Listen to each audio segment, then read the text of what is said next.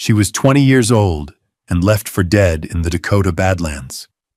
She had no family left to claim her, no money to speak of, just a worn brass compass and the clothes on her back.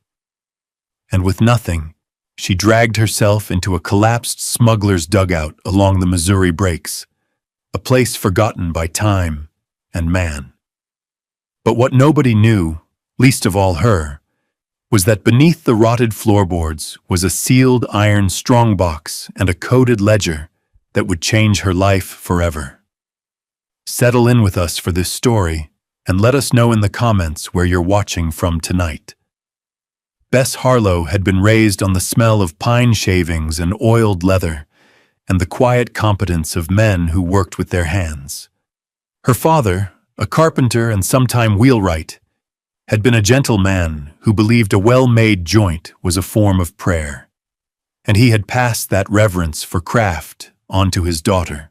But he had died of a fever when she was 12, leaving her and her mother with a small, hard-scrabble homestead and a legacy of good tools. Her mother, a practical woman worn thin by grief and hardship, remarried within 2 years. Her new husband was a man named Marcus Thorne, a land speculator with soft hands and a ledger for a heart, and he saw Bess not as a daughter, but as an entry on the debit side of his accounts. The warmth of her childhood home cooled into a place of silent obligation. The only solace she found was in the company of Jedediah Stone, her late grandfather's trapping partner. Jed was a man carved from the western landscape itself, weathered and quiet, and he saw the same steady spirit in Bess that he had valued in her father and grandfather. He took her on his trap lines, teaching her how to read the subtle language of the land, the bent grass that spoke of a deer's passing, the smudge of charcoal that marked an old traveler's fire, the particular blue of the sky that promised a hard frost. He taught her how to use an adze and a draw knife, how to shape a piece of green cottonwood into a functional tool, and how to mend a leather harness with an awl and waxed thread. After her father's funeral, it was Jed who had pressed her grandfather's compass into her hand. It was a heavy brass instrument, its glass face scratched and its casing worn smooth by a thumb that was no longer there. "A good compass never lies, Bess," he had told her, his voice rough as bark. "It'll always show you true north. A person needs that." That compass became her most treasured possession, a tangible link to a love that was unconditional and a past where she had belonged. She learned to be quiet, to be useful, and to make herself small in Marcus Thorne's house. But she carried the compass in her pocket, a cold, solid reminder of her own true north. The end of her life at the homestead came not with a dramatic confrontation, but with the quiet scratch of a pen on paper. It was a Tuesday in late autumn, the air sharp with the coming winter, when Marcus called her into the small room he used as an office. He did not ask her to sit. He stood by the window, looking out at the land her father had cleared and tilled, and he spoke to the glass rather than to her. "I've sold the property, Bess," he said, his voice flat and administrative. "All of it. A syndicate from the east is buying up the whole valley. The papers were signed this morning." She felt a cold stillness spread through her chest, but her face remained impassive. She had known this was coming, in the way an animal knows the feel of a coming storm.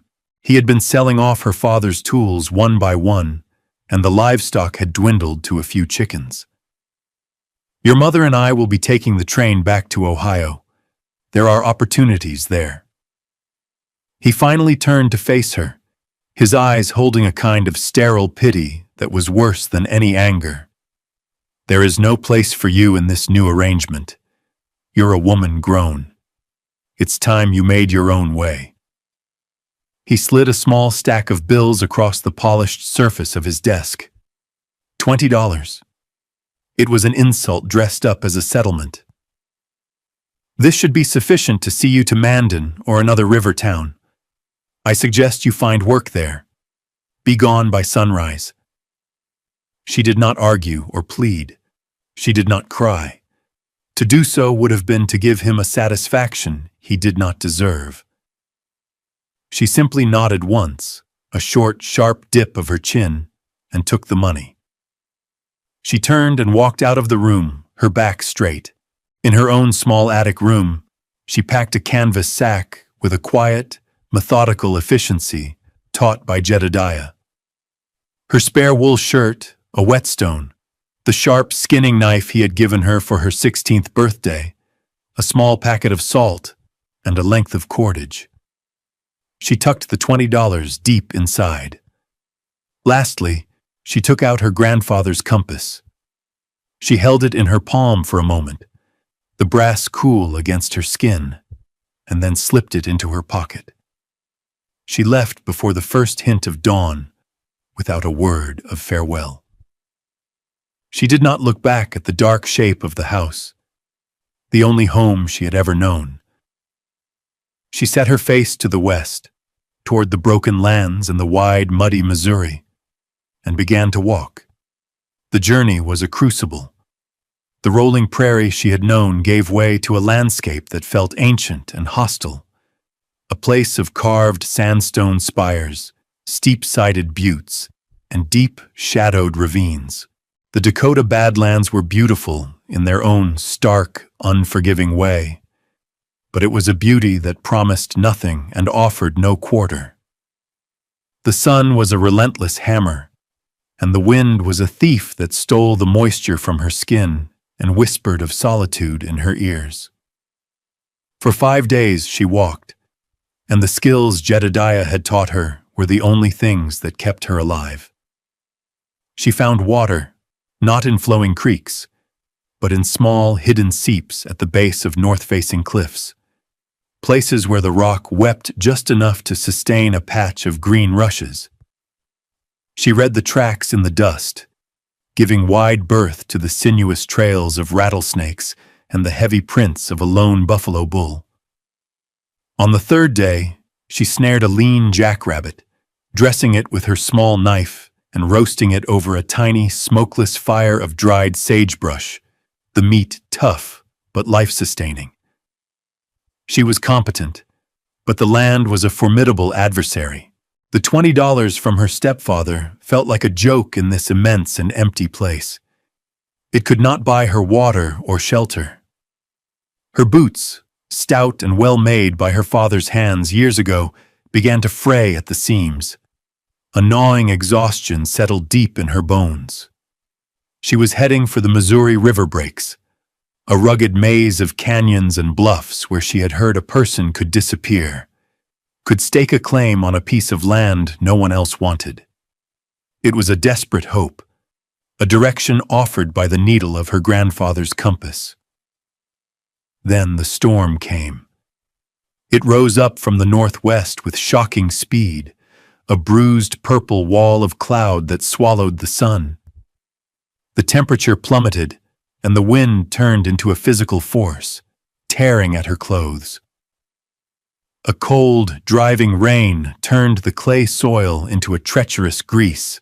She lost her footing on a steep embankment and tumbled down, her canvas sack torn from her grasp and sent spinning into the roiling waters of a flash flood that filled the arroyo below. She watched it go, her spare shirt, her knife, her salt, everything but the compass in her pocket. Soaked, freezing, and now utterly destitute, she understood what Marcus Thorne had truly done. He hadn't just cast her out. He had sent her into this wilderness with just enough to give her the illusion of a chance, sentencing her to a slow, anonymous death. It was then, huddled under a rock ledge as the rain lashed down, that she saw it.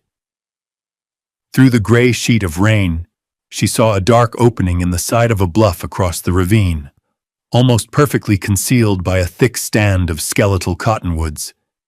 It was little more than a shadow, a place where the earth seemed to have been hollowed out. Hope, or perhaps just the instinct for survival, was a stubborn thing. When the rain lessened to a miserable drizzle, she picked her way across the slick rocks of the ravine and climbed the opposite bank, her muscles screaming in protest. The opening was the entrance to a dugout, an old sod-roofed shelter dug directly into the hillside. It was in a state of near-total collapse. The door, fashioned from thick, hand-hewn planks, had been ripped from its leather hinges and lay half buried in the mud. The sod roof, overgrown with prairie grass, had caved in on the eastern side, leaving a gaping hole to the sky and a pile of earth, tangled roots, and rotted timbers on the floor inside. She peered into the gloom. The air was thick with the smell of damp earth, decay, and the faint, musky scent of pack rats. But it was shelter. It was out of the wind. With a final surge of effort, she crawled through the doorway. The interior was small, no more than 10 feet by 12. The floor was packed earth, uneven and littered with debris. Against the back wall, a crude fireplace had been built from stacked river stones, its hearth choked with old ashes and rubble. A rusted, pot-bellied wood stove lay on its side, its stovepipe a twisted ruin. In one corner stood the frame of a simple rope bed, its timbers gray and crumbling. It was a wreck, a place abandoned to the elements and the slow reclamation of the earth. Anyone else would have seen only ruin, but Bess, looking with the practical eyes Jedediah had given her, saw something else. She saw that the main support beam, a massive cottonwood log spanning the width of the ceiling, was still sound. She saw that the stone fireplace, though messy, was structurally intact. The location itself was well chosen, sheltered from the north wind, south-facing to catch the winter sun, and hidden from casual view. It was a foundation. It was a place that had been discarded, a place no one wanted, and in that, she felt a strange kinship. This broken-down hovel was more of a home than the one she had just been forced to leave. She began to work, her movements slow and deliberate, clearing a small space on the floor with her bare hands, scraping away the debris and rat nests. It was a start. The work of clearing the dugout was slow and arduous. For 2 days, she labored with nothing more than her hands and a stout piece of fallen timber she used as a lever and a scraper.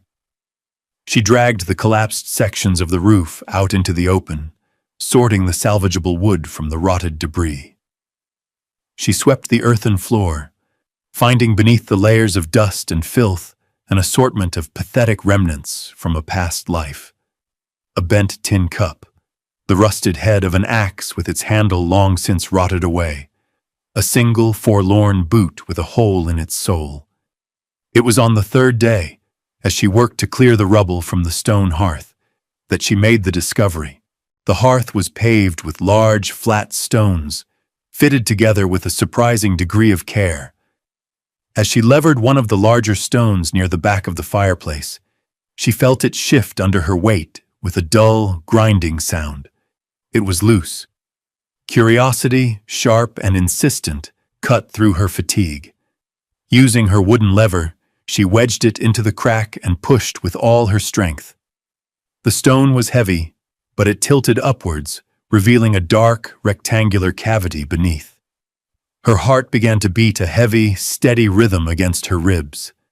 The cavity was lined with oilcloth, still supple and black despite the years, and nestled inside were 2 objects.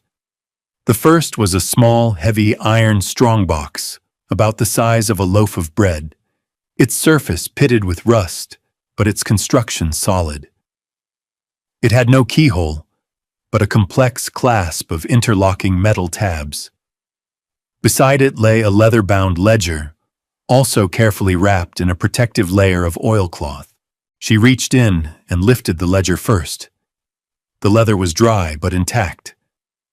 Untying the cord that held it shut, she opened it to the first page. The script was a neat, precise hand, but the words were a meaningless jumble of letters and numbers. It took her a moment to realize it was a code. Columns of figures, dates, and cryptic abbreviations filled the pages. 12 CRTSWHKYRVDBR 7/18. 4 RFLSDLVDFTB 7/23. It was a record of transactions, a smuggler's logbook. She set it aside and turned her attention to the strongbox. The latch was a puzzle, but after several minutes of careful manipulation, she felt a click. The heavy lid swung open. Inside, nestled in what looked like faded velvet, was a small fortune. Stacks of gold coins, double eagles mostly, glinted in the dim light. She counted them slowly, her hands trembling slightly. There were 25 coins in total, $500. To a girl who had been dismissed with 20, it was an unimaginable sum. Beneath the coins was a small deerskin pouch, heavy for its size. She opened it to find a handful of uncut stones, a few dull-looking diamonds, a rough piece of jade, and what looked like a small, watery blue sapphire. And at the very bottom, sealed in its own oilskin packet, was a letter. She carefully broke the wax seal and unfolded the stiff paper. The ink was faded but legible. It began without salutation. "My name is Silas Kane. I built this place in the spring of '58. I ran goods up the Missouri when the Army wasn't looking, and the trading companies were charging too much. It was a hard life, but it was mine. The money in this box is what I saved. It was for my son Thomas, but my partner, a man named Corrigan, betrayed me. I had to run, and I never saw my boy again. I do not know who will find this, perhaps no one. But if you are reading this place and what is in it is now yours. Use it to build a good life, a life of your own making. Do not trust men who value gold more than their word. That is all the advice I have. May you find better fortune than I did." Bess read the letter twice, the simple, direct words echoing in the silent dugout. She felt a profound connection to this man, this stranger from another time. He too had been betrayed. He too had lost everything. He had left behind not just wealth, but a blessing. She looked around at the broken-down shelter, then at the gold in her hands. This wasn't just a refuge anymore. It was an inheritance. With the resources from Silas Kane's strongbox, Bess's world expanded from mere survival to the possibility of a future. She hid the ledger and the majority of the cash deep within the hearth, resealing it with the heavy stone. Taking 3 of the gold coins, she walked the 15 miles to the nearest settlement. A dusty collection of buildings huddled near a ferry crossing on the Missouri called Lantry's Crossing. It wasn't much of a town, just a trading post, a blacksmith shop, a saloon, and a few scattered houses. At the trading post, run by a wary, hawk-nosed man named Amos Lantry, she moved with quiet purpose. She bought an axe with a hickory handle, a crosscut saw, a good adze, a hammer, and a bag of forged nails. She purchased sacks of flour, beans, salt, and coffee, and a slab of bacon. She also bought 2 sturdy pack mules and the rigging for them. Amos watched her, his eyes missing nothing as she paid with a gold double eagle. "Found a prospector's leavings," she said, her voice even, offering the explanation before he could ask the question. He grunted, accepting the coin and the story without comment. In the Badlands, people learned not to ask too many questions about sudden fortune. Back at the dugout, the real work began. Every swing of the axe, every pull of the saw, felt like an act of defiance against Marcus Thorne and the fate he had intended for her. She worked from dawn until dusk, her body aching but her spirit resolute. The lessons from Jedediah Stone came back to her, not as memories, but as a living knowledge in her hands. She felled several dead-standing cottonwoods, bucking the logs to length for the roof repairs. Using the adze, she squared the timbers, the sharp blade biting into the wood, sending fragrant chips flying. She rebuilt the caved-in section of the roof, laying the new timbers across the main support beam, followed by a dense lattice of willow branches. Then came the sod. She cut thick, heavy bricks of it from the prairie, the roots of the buffalo grass making a tough, fibrous mat. She hauled them on a makeshift travois pulled by one of the mules and laid them in overlapping layers on the roof, grass side down. She repaired the broken door, using planks from her salvage pile and new iron hinges she'd bought from Lantry's. She chinked the gaps in the stone walls with a mixture of clay and dried grass, sealing the dugout against the wind.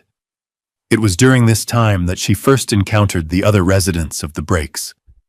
A woman named Maria Sandoval, a widow who ran a small freighting business with her 2 grown sons, saw her struggling to move one of the larger roof timbers. Maria, a strong, sun-browned woman with kind eyes, stopped her wagon. "That is too much for one," she said, her voice warm. For a fair price, she and her sons used their team to hoist the heaviest logs into place. While they worked, Maria shared a hot stew from a pot she kept on her wagon, and the simple kindness of the meal felt as nourishing as the food itself. A few days later, Caleb Blackwood, the blacksmith from the crossing, rode out to check on some traps he had set. He was a quiet, broad-shouldered man, with soot permanently ingrained in the lines of his hands. He saw her struggling with the broken door on the pot-bellied stove. Without a word, he dismounted, took the heavy iron piece and secured it to his saddle.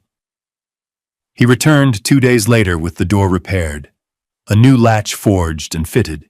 He refused payment. "Good work should have good tools," was all he said, his eyes appraising the neat adze work on her doorframe with a craftsman's respect. Through these small, repeated acts of practical generosity, a community began to form around her, one built not on words, but on shared work and mutual respect. The dugout, once a derelict hole in the earth, was transformed into a home. It was small and rustic, but it was solid, warm, and entirely her own. The new sod roof settled and knitted itself together, becoming a living part of the hillside. The pot-bellied stove, with its repaired door, drew beautifully, filling the single room with a steady, radiating warmth that smelled of dry cottonwood and pine. She built furniture with the skills her father and Jed had taught her. A sturdy table from a single wide plank, a 3-legged stool, and a set of shelves against the stone wall where she kept her supplies in neat rows. She restrung the old bed frame with new rope and stuffed a mattress tick with dry prairie grass, a luxury of comfort after weeks of sleeping on the hard ground.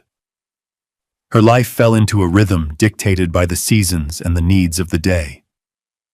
She rose before the sun, her first task to check the snare lines she had set in the surrounding gullies, which often yielded a rabbit or a prairie hen.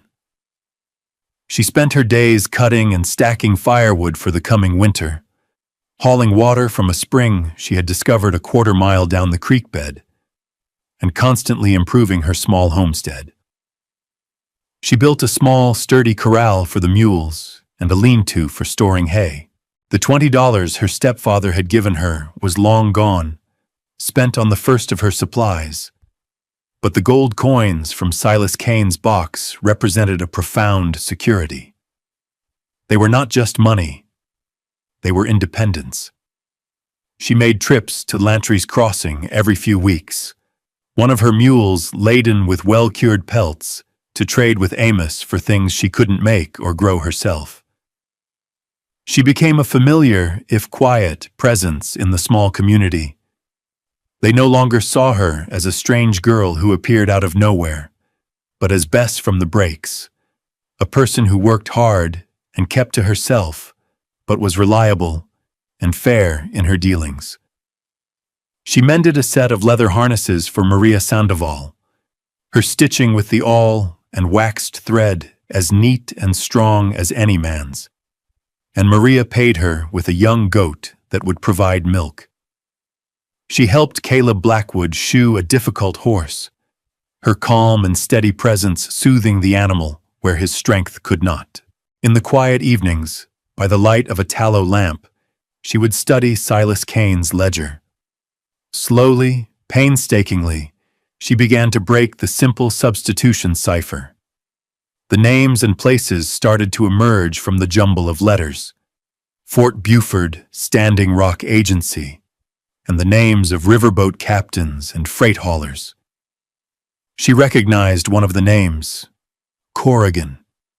A man with the same surname now ran a large and prosperous freighting company out of Mandan, a man known for his ruthless business practices.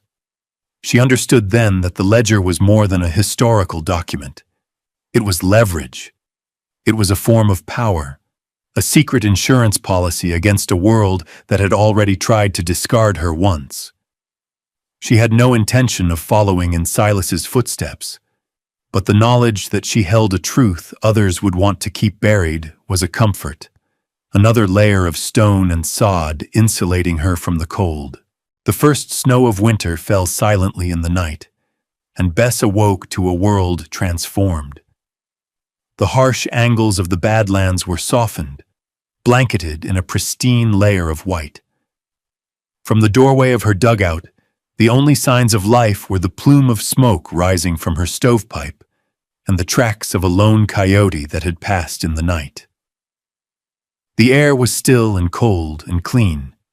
She stood for a long time, a mug of hot coffee warming her hands, and looked out at the quiet landscape. Inside, her home was a pocket of warmth and order. A small fire crackled in the stove, and the room smelled of coffee, wood smoke, and the faint, clean scent of the pine boughs she had laid on the floor. Everything in the small space was the product of her own labor, or had been given in a spirit of practical kindness. The smooth, adze-marked surface of the table, the sturdy hinges on the door Caleb had forged, the woven blanket Maria had given her in trade for a dozen mended grain sacks. Her gaze fell upon the small shelf above the hearth. On it sat two objects. One was her grandfather's compass, its brass casing gleaming softly in the firelight. It had guided her here, a constant reminder of a love that had taught her to be self-reliant. Next to it, she had placed one of the uncut stones from Silas Kane's pouch, the small, watery blue sapphire. It was not beautiful in the way a cut gem would be.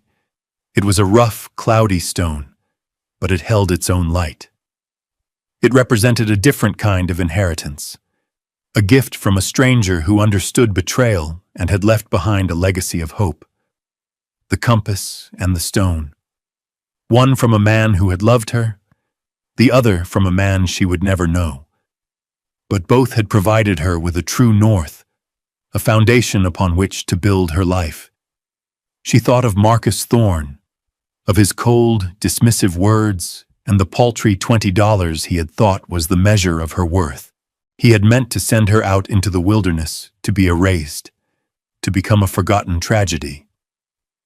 But instead, he had sent her here. The $500 in gold, still hidden securely in the hearth, was more than he had likely earned from the sale of her father's land. The independence she had forged with her own two hands was a treasure he could never comprehend.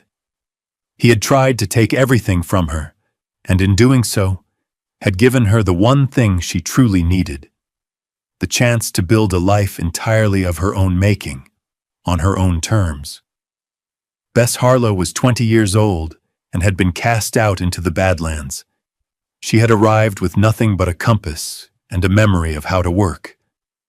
She found a ruined dugout, a place no one wanted, and made it her own. It was the best inheritance she could have ever received. Thank you for joining us for this story of resilience and rediscovery. If you were moved by Bess Harlow's quiet strength and determination, consider subscribing to our channel and sharing this story with someone you know who appreciates the power of starting over. We believe that stories like these remind us of a fundamental truth, and so we leave you with this question to ponder. What abandoned place or forgotten skill in your own life might just hold the foundation for building something new and lasting? We look forward to seeing you again next time.